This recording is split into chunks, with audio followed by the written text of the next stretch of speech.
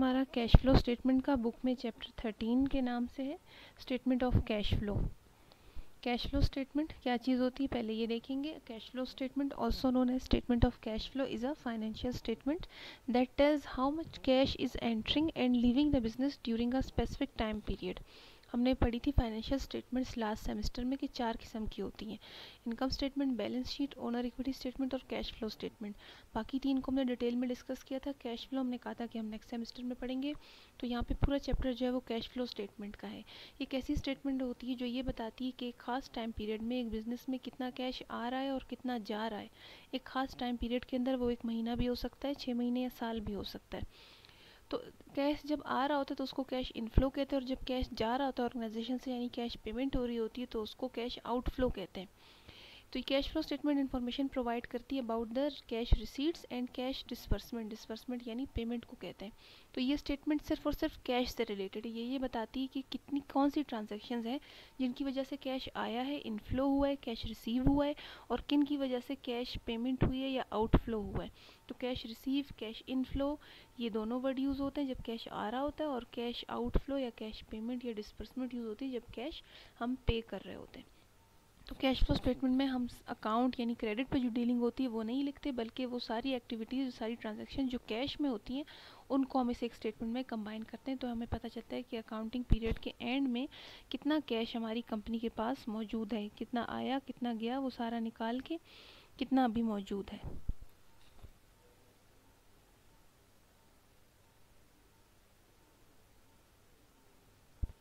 इसके बाद classification of cash flow यानी कैश फ्लो स्टेटमेंट की क्लासिफिकेशन यानी कितने इसके हिस्से हैं, क्या कैटेगरीज हैं।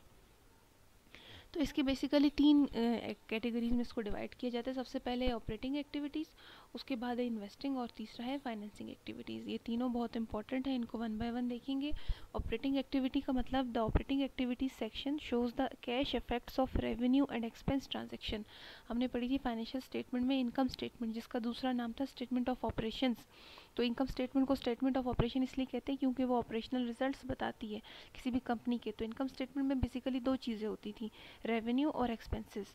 तो जो कैश फ्लो का ऑपरेटिंग एक्टिविटी सेक्शन है इसमें हम रेवेन्यू और एक्सपेंस को लिखते हैं, लेकिन वो रेवेन्यू और एक्सपेंसेस जिनकी पेमेंट या जो कैश में रिसीव हुए हों।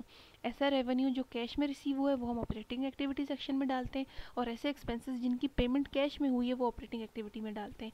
उसके अलावा जो अकाउंट पे हुए हैं जिनकी पेमेंट अभी नहीं करनी वो सब इसमें नहीं आता। तो सिर्फ कैश वाले रेवेन्यू और एक्सपेंसेस जो है वो ऑपरेटिंग एक्टिविटी सेक्शन में आते हैं, सिर्फ रेवेन्यूज़ और एक्सपेंसेस और कुछ भी नहीं।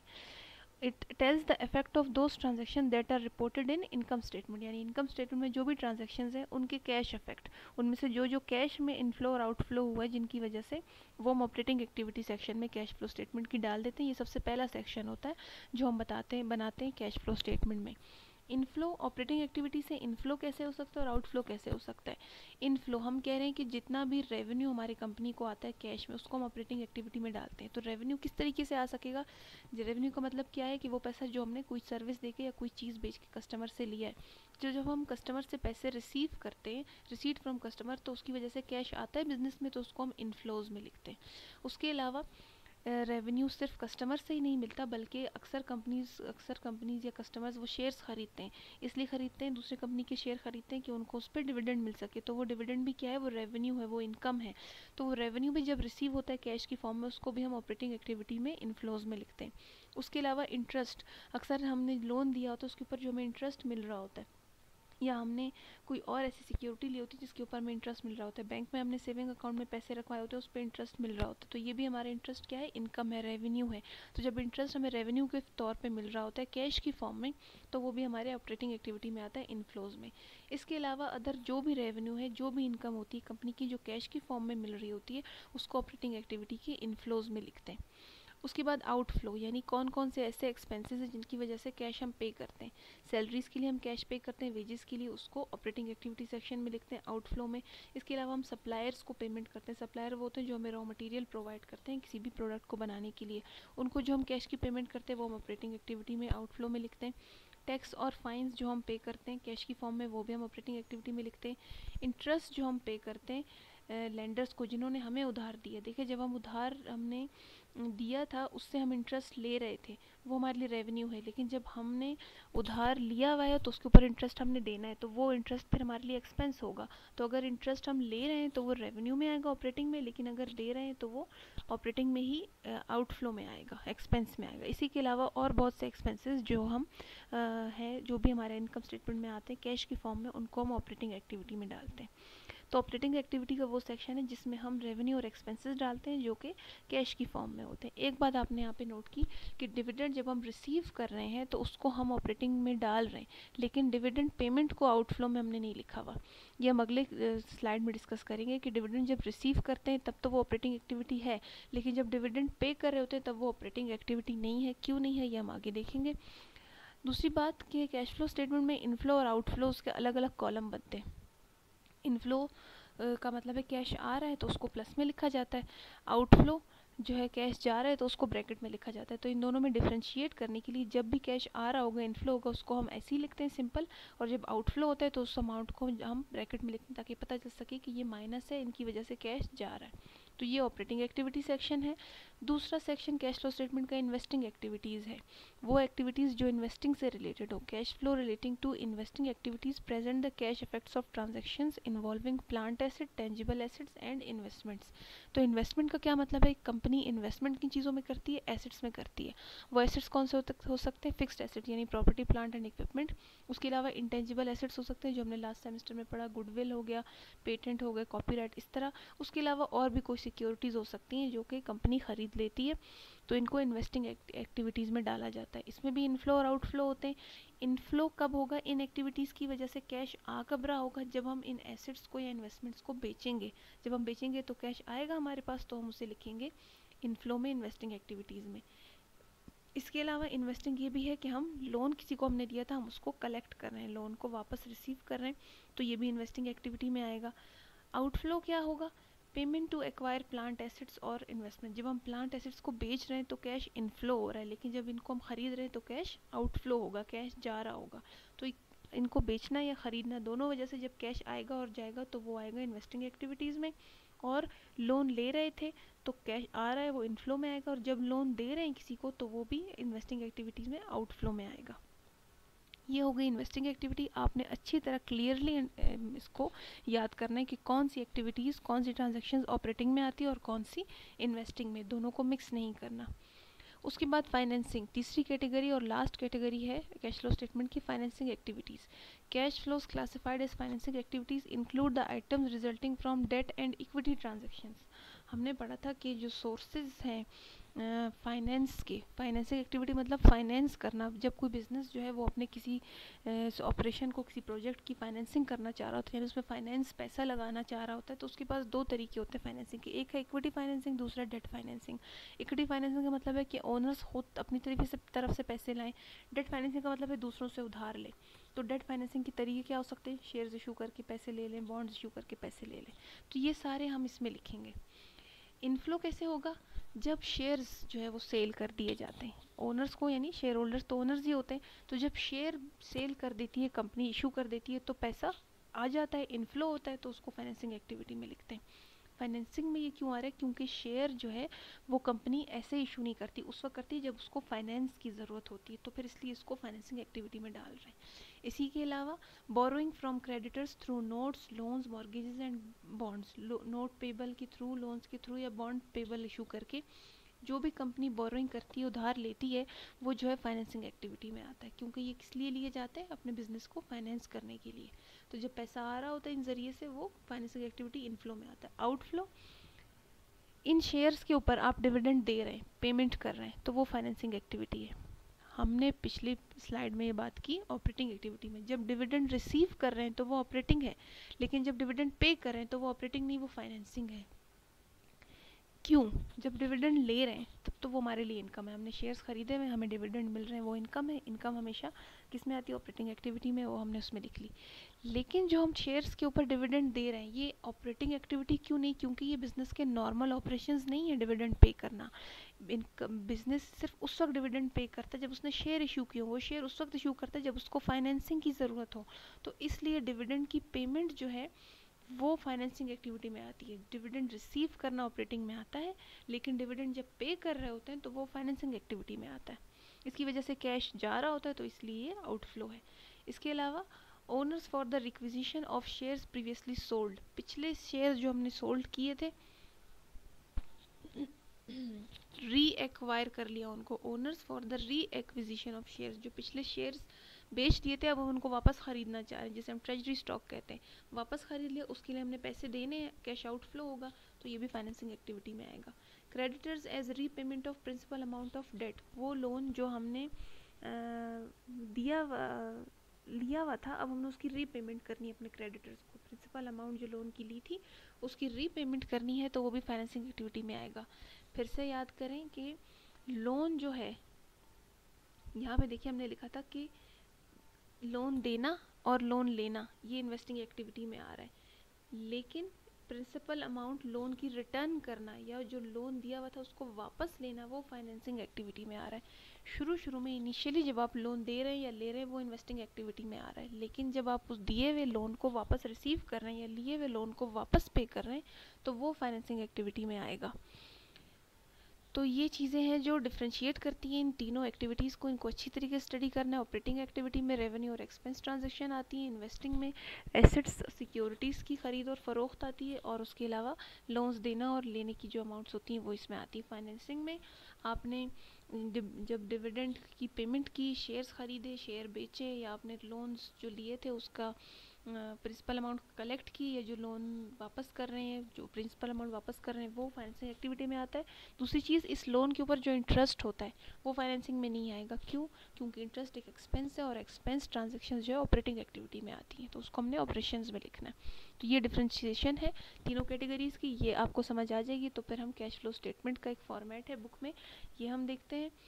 ये बुक में बना हुआ ऑलरेडी दिया, अलाइजन corporation statement of cash flow for the year ended December 31, 2001। वैसे ही हेडिंग जैसे कि इनकम स्टेटमेंट की होती थी, बाकी स्टेटमेंट्स की एक टाइम पीरियड के लिए बनती है, तो इसे हेडिंग हो गई। 3 हमने का पोर्शन होते हैं, पहला cash flow from operating activity, दूसरा cash flow from investing activities, और तीसरा cash flow from financing activity. 1 by 1 देखते हैं।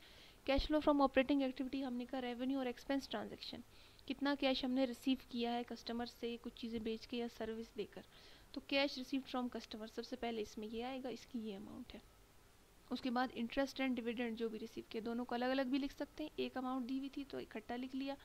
तो ऑपरेटिंग एक्टिविटी में क्या करते हैं, जितना कैश हम रिसीव कर रहे हैं उसको हम अलग टोटल करते हैं, और जितना पे कर रहे हैं उसको अलग टोटल करते हैं। तो हमने टोटल ये कैश रिसीव किया था, हमने इसका टोटल जो है आउटर कॉलम में लिखा, जैसे हम इनकम स्टेटमेंट में करते हैं कि सारे एक्सपेंसेस को टोटल करके आउटर कॉलम में उसका टोटल लिखते हैं। तो कैश फ्लो में भी यही होता है, 2 कॉलम बनते हैं, एक में आप इनर वैल्यूज़ लिखते हैं, उनकी कैलकुलेशन आप फाइनल जो है वो आउटर कॉलम में लिखते हैं। तो जो कैश टोटल रिसीव हो रहा है कंपनी को, उसको हमने नाम दिया कैश प्रोवाइडेड, यानी cash received by operating activity. Operating activity से जितना कैश मिला कंपनी को वो $8,80,000 था, वो कैसे, इन दोनों को टोटल करके हमने यहाँ पे लिख दिया। अब हमने लिखना है कि ऑपरेटिंग एक्टिविटीज़ में कितना कैश पे किया है, तो उसमें हम लिखते हैं एक्सपेंसेस के लिए। सबसे पहले सप्लायर्स और एम्प्लॉयज़ को पेमेंट की थी, जो ऑपरेटिंग एक्टिविटी में आते हैं, एक्सपेंसेस में आते हैं, तो ये है 764,000, इसको ब्रैकेट में लिखा है। हमने कहा था कि आउटफ्लो हमेशा ब्रैकेट में लिखते हैं, जब पैसा जा रहा होता है, कैश जा रहा होता है, उसको ब्रैकेट में लिखते हैं, तो ये हमने ब्रैकेट में लिखा। उसके नीचे इंटरेस्ट हमने पे किया, इंटरेस्ट भी ऑपरेटिंग एक्टिविटी में आता है, उसको भी ब्रैकेट में लिखा। और इनकम टैक्स, ये भी एक एक्सपेंस है, ये भी ऑपरेटिंग में आता है, इसको भी हमने ब्रैकेट में लिखा। ये तीनों ब्रैकेट वाली अमाउंट का हमने टोटल किया, तो हमारे पास जो टोटल कैश हमने पे किया, डिस्पर्स यानी पे किया है ऑपरेटिंग एक्टिविटीज़ के लिए, वो $8,30,000 था। ये माइनस में आंसर आ गया। अब हमने इसका टोटल करना है, हमने निकालना है net cash flow from operating activity, यानी ऑपरेटिंग एक्टिविटी से टोटल कैश फ्लो कितना हुआ है। तो कैसे आएगा, 8,80,000 माइनस 8,30,000, क्योंकि इस माइनस में है तो माइनस से इसको माइनस किया, तो $50,000 जो है ये हमारे पास क्या अमाउंट आई, ये अमाउंट आई कि टोटल ऑपरेशन से, ऑपरेटिंग एक्टिविटी से बिजनेस के पास कितना कैश आया इस महीने में, वो $50,000 आए इस साल में, सॉरी ईयर एंडेड है, $50,000। ये हो गया ऑपरेटिंग सेक्शन। दूसरा cash flow from investing activities, तो इन्वेस्टिंग एक्टिविटी हमने लिखा था sale and purchase of securities, plant assets, loan granting and collecting loans, ये इसमें आता है। तो सबसे पहले इसमें लिखा परचेज ऑफ मार्केटेबल, इनको ऊपर नीचे कर सकते हैं सीक्वेंस में, मतलब इन्वेस्टिंग के अंदर जो चीज़ें आ रही हैं उनको ऊपर नीचे कर सकते हैं, लेकिन ये नहीं कि पहले ऑपरेटिंग है तो आपने उसकी जगह पहले इन्वेस्टिंग लिख दिया, ऐसे नहीं होगा। पहले ऑपरेटिंग सेक्शन, फिर इन्वेस्टिंग, फिर फाइनेंसिंग। इन्वेस्टिंग में सबसे पहले परचेज ऑफ मार्केटेबल सिक्योरिटीज़ ख़रीदी हैं, तो इसके मार्केटेबल सिक्योरिटीज़ हमने कहा था इंटेंजिबल एसेट्स होती हैं, ये ख़रीदे हैं, इनके लिए हमने पेमेंट की है, तो ये माइनस में इसकी अमाउंट आई ब्रैकेट्स में। Proceeds from sale of marketable securities की सेल से, प्रोसीड कहते हैं जो कलेक्ट हुए, पैसे जो मिले हैं, कलेक्शंस हुई हैं, तो पैसे मिल गए हैं इनकी सेल से, वो प्लस में आएगा यहीं पे।